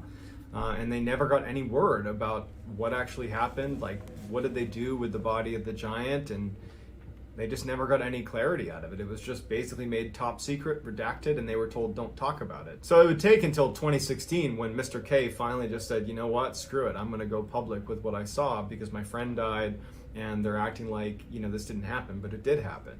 And so that's why we have this detailed report of this mission where they came in contact with the giant of Kandahar. I don't know how I feel about this story. I do think that if there was a place in the world that had the ability to mask or hide giants from being seen by the prying eyes of the human population, it would be Afghanistan. Yeah, it's true. There were times when I was walking around out there that it felt like I was walking around on another planet. But either way, you do have one soldier who was killed by something out in the mountains of Kandahar, and his own teammates say this is what happened, and you have multiple corroborating witness testimony, but a lot of it's been made top secret and redacted. The fact that it's been made top secret makes it even more believable. The fact that they come out and give it a cover story, the military would never come out and say what they actually saw. I just want to know, like, who makes the phone call to be like, yo, we got a fucking giant here. Like, who are they calling? I'm sure they're calling their superior, but who does their superior call? And who does their superior call? And who's their superior call? Who is on the line where they're like, okay, do this with the body? Like, who is that guy? You know, who is the guy that's giving instruction on what to do? Because, you know, it's just crazy to me. Like, the higher ups and are just in the dark as the rest of us. But it gets to a point where you get to the certain level of higher ups where they know shit that none of the world does. It's crazy. Like, where did the body go? You know, obviously they would have dissected it. Obviously they would have studied it. It's probably, if I had to guess, not the first one they've ever recovered. They probably knew about it. And that's why, you know, that's one of the reasons they're probably like, hey, shut the fuck up, don't say nothing. You know, I think that the tall whites, and I always say this, they know of every species that lives on planet Earth, and they know of every species that lives in our observable universe, or I shouldn't say our observable universe, in our galaxy, and the galaxies neighboring us. They know of every living species that is intelligent, I should say, that lives on those planets. They would know about the giants if they were here. Like, they would know. So they probably already knew about this. They probably already had an idea of who, you know, whoever these people are that are working with, you know, aliens and tall whites and grays as well. So it's just fascinating to me. Somewhere there's a meeting that takes place once a week, once a month, once a year, whatever. And there's like 6 or 7 officials in this room, and they're the most knowledgeable people on the planet. Like, literally, they are more knowledgeable than any person on the planet, just because they know things, they've been told things, they know how certain technologies work, they kind of understand, they know different species outside of our planet. It's just mind-numbing that there's people out there that do know that stuff.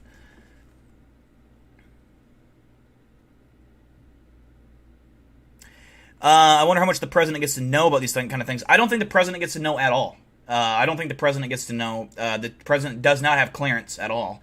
Barack Obama did touch on it. He did ask about aliens at one point in his presidency. He did say that. You can watch his interviews where he's talking about it. They told him wouldn't let him know. I wouldn't put it past. I know. Was it Reagan? I think it was Reagan. Ronald Reagan. I could be wrong, but I'm pretty sure it was Ronald Reagan. He actually demanded to know what was in Area 51. Back in the day, where they actually had stuff at Area 51, it was back before, I think, Bob Lazar was working there. Bob Lazar, sorry. And he demanded that they let his guys in to go.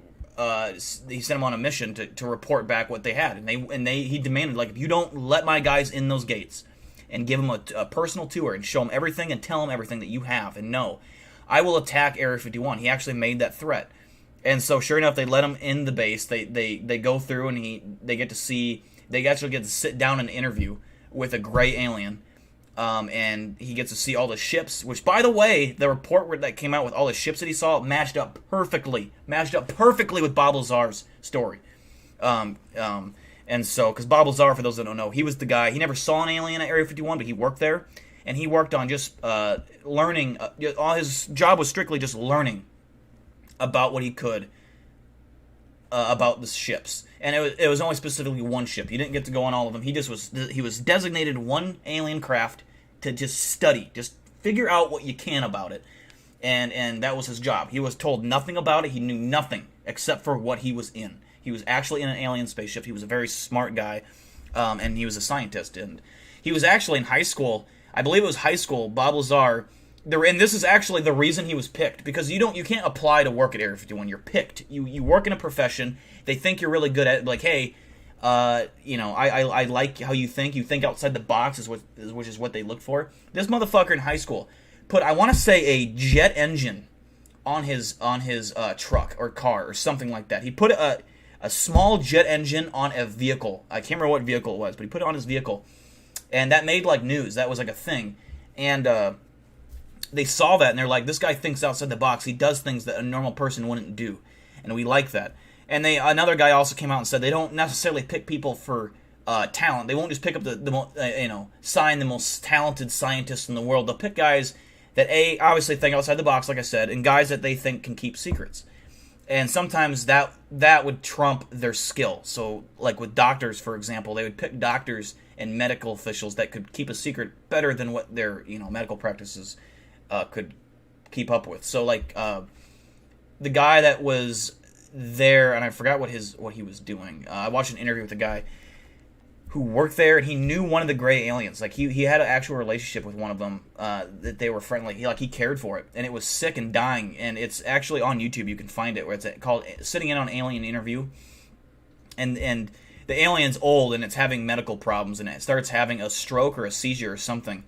And the guys come in, and he even says that they were picked based on their ability to keep secrets, not their ability to perform medical procedures or whatever. So is very interesting. That whole thing. I just hope when I die, I get to fucking know. I just hope that when I die, I get to fucking know all the answers. That would be fascinating. That's all I want. If I die and I have to sit in a white gown eating grapes and water, I'm gonna be fucking pissed, and singing hymns. I better, fuck that. I want to go see aliens. I want to go see fucking dinosaurs. I want to go fucking see all that bullshit.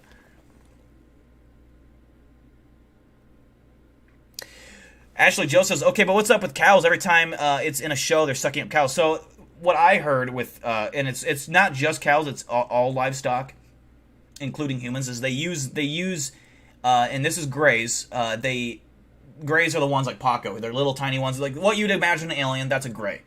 They're about 4 feet tall, 3 to 4 feet tall. Where grays are like 6 foot tall to I think 11 or 10 foot tall. Like they're like when they're young adults, they're like 6 foot tall, but when they get older and they live up to 800 years, apparently. They're, like, in the range of, like, 8 foot to 10 foot tall. They're tall as fuck. But they look very, very human-like. They look like humans, but with paper white skin, really blue eyes, and they have white hair.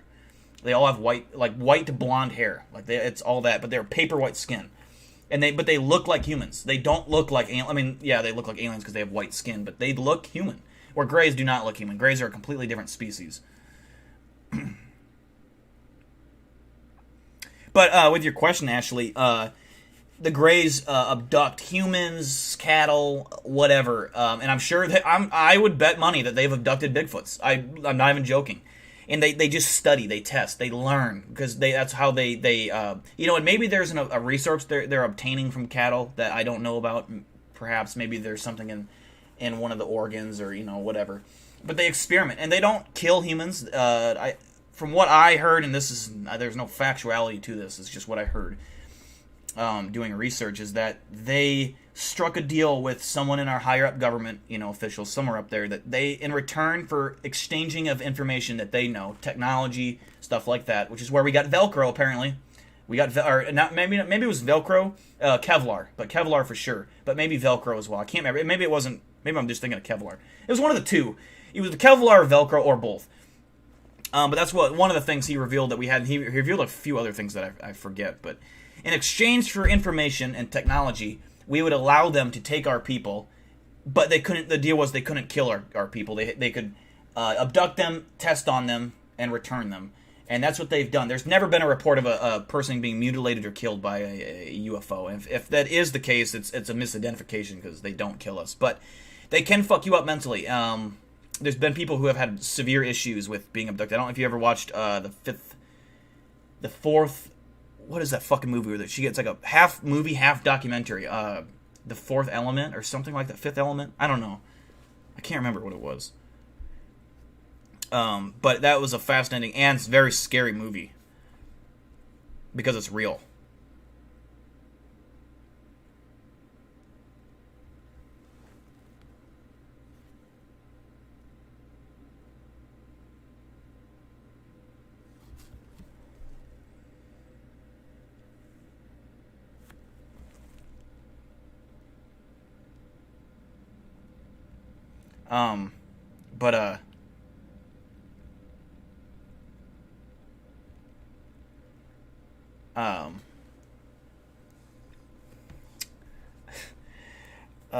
What was I saying? The alien interview video was depends on what you're talking about. There's several alien interview ones. There is one that is confirmed faked, yes. But the one that I'm talking about has been proven that it is it's not proven real, but there is what's the word? It's been studied and no one's been able to debunk it. Velcro, Elias's bill. Yeah, Velcro makes sense then. Yeah, because it was something. I knew it was either Velcro or Kevlar or both, but yeah, they gave that to us, and that's something that one of the things that they invented. The fourth kind, I think that is it. I think that's it. Tyndall Jackson with a $4.99 donation. Thanks for keeping your promise, mate. Well, thank you for donating, Tyndall. I appreciate it. We're going to wrap up the stream. I know I said we were going to do some chills tonight, but I changed my mind. We're not going to do chills because I fucking hate chills. We might start doing that, though. We might start doing some chills at the end of stream. Just 10 minutes to suffer, but I hate chills. I'm going to put some music on. If you got questions or comments, you want to continue the conversation for just a few more minutes, about 10 more minutes before I wrap up the stream. So if you got any questions, now is the time. Kevlar was discovered while a company was trying to make a stronger tire. And yeah, like if you Google a lot of things, like if you Google how Velcro was discovered, I'm sure it'll say some guy made it or something. But that's a cover up. And I'm not saying that Kevlar is a cover up. I'm just saying, like with a lot of things, if I say, just because I say Velcro was Googled or created by aliens, and you Google who developed Velcro, I guarantee you, like let me Google it. I guarantee you it says a guy. But that obviously they're gonna have someone that invents, they're not just going to say, oh, it's invented by aliens, you know what I mean? Velcro inventor. I'm just curious, I don't know what this is going to say. George de Mestral. It says in 1907. So that's the kind of stuff I'm talking about. They're obviously going to credit there's always gonna be someone that invents it, but that doesn't necessarily mean that that person invented it. If that makes any sense. All right, Texas Panhandle, thank you for tuning in. I appreciate you.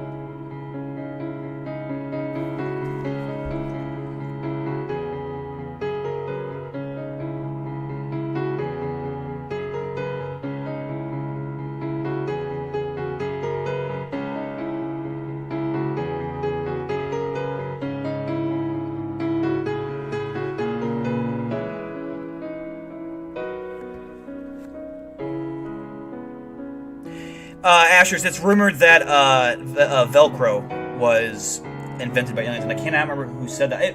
I don't know if it was Bob Lazar that said that. I want to say it was, but I can't remember. The microwave was also the technology that the microwave possessed was believed for a long time that it came from a different planet just because of what it was and the time it came out. But yeah, I could see NASA doing that for sure. Because if you think about it, microwaves are weird. They're weird fucking things.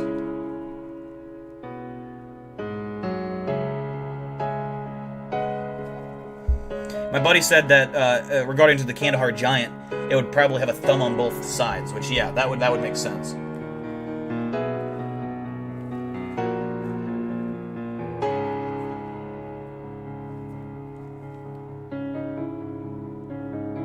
Imagine having an extra thumb for grip. That'd be scary. You could like palm someone's face, like in all points of their face, and just oh my god.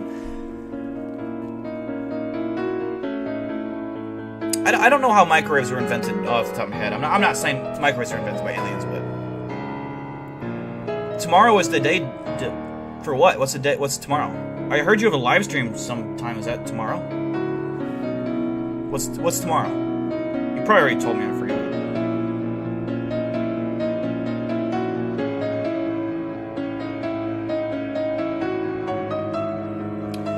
Oh yeah, true. So okay, Asher, you've missed a lot of it, but I don't know if you can tell. Eli Buckmaster has donated $500 in tonight's stream total. Now he donated $200, and then I came out and said because he asked me if we hit a $600 goal by the end of next stream, then we will do another one of those video or live streams where you guys can pick 5 ingredients. I'll mix together in a bowl and eat it live on stream. We did this way back in the day. It's Disclosure Day tomorrow? What's that? What do you mean? For, like... Disclosure Day? Like, for your stream?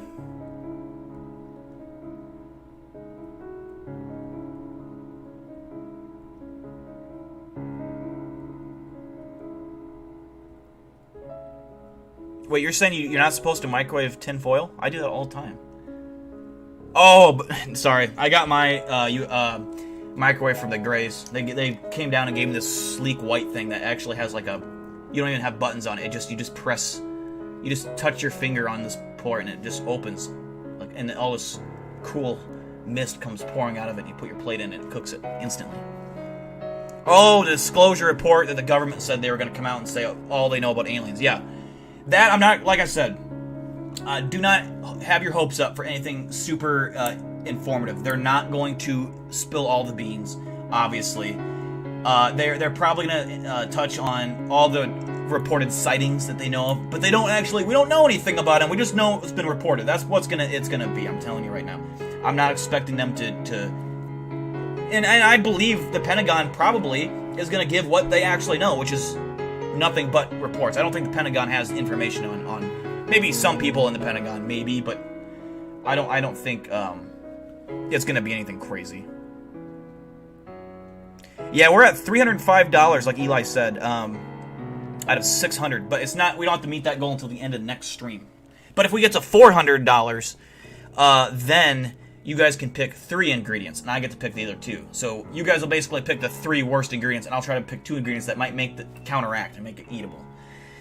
But if you get to $600, then you get to pick all 5, and then I'm fucked.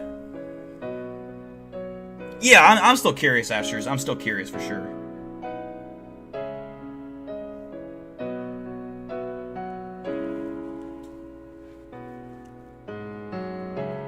Paco has secrets?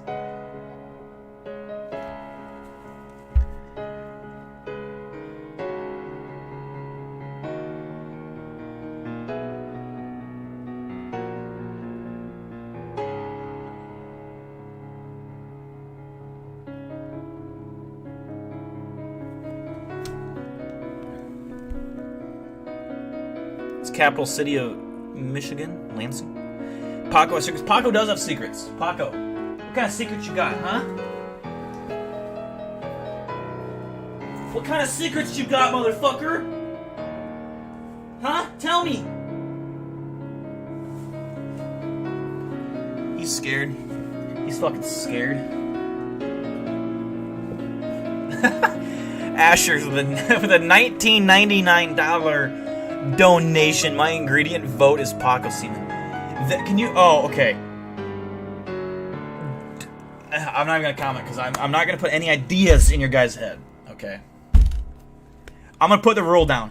Any ingredient that you guys request, if you do reach this, has to be store bought. I'm not doing Amazon stuff, okay? Because you guys would come up with some fucked up shit. Some has to be in a store. Because if it is something like a fucking dead spider, I am not doing it. Because that is I would faint. I don't like bugs, spiders specifically. How's Tess? I should show Tess, shouldn't I?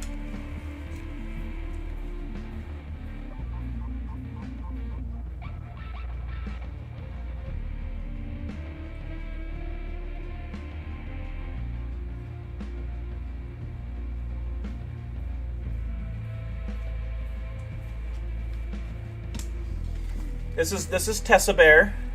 She was napping. Say hi, Tess. Say hi. Say hi. No, the camera's up here. Right up here. Right up here.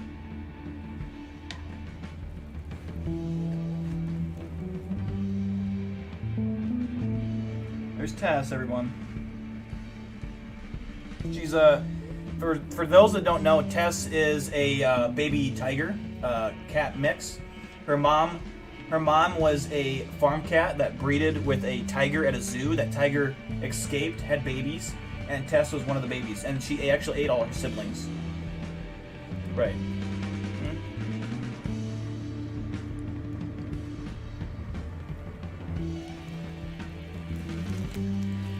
Here, sit up. Show everyone you can stand. No. Well, you're trying to sit. Stand. There you go.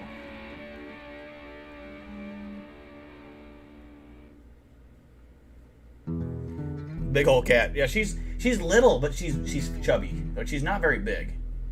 She's like a munchkin cat almost. Like she has little legs and arms. Why do you keep looking over there? I think she sees a ghost. Can you say anything into the mic? Can you say hi? Can you say hi? Can you say hi? You say hi, Mags? Alright, you go lay back down.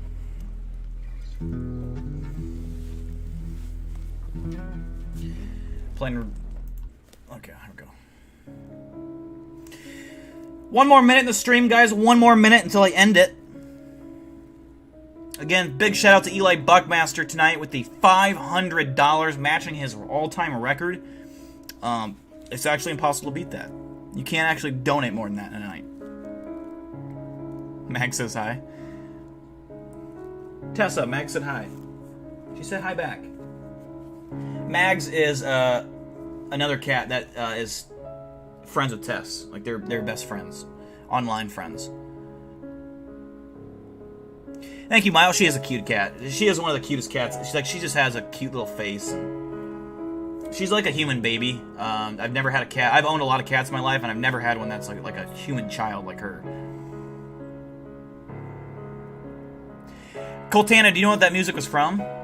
That you were enjoying? It was, you probably do since you were enjoying it, but it's the end credits from Red Dead Redemption 2. If you Google or YouTube Red Dead Redemption 2 credits music or whatever, it'll show like it's a 36-minute video, which is the end credits, and it's the most depressing music when you're drunk. Oh my god. Especially if you played the game. Tess is 2 years old. She's just a baby. Boo. Oh, so Tess has a couple crushes. Boo has a big crush on Tess as well. Your cat, Markham says hi. Tess, you got all these cats saying hi to you. You gonna say hi back? She gave me a lick, which means she said hi. Now she heard a noise and she's going to investigate.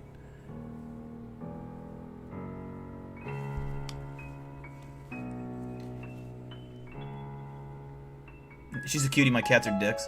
Yeah, Tess is a little, she's just never mad, she's never angry.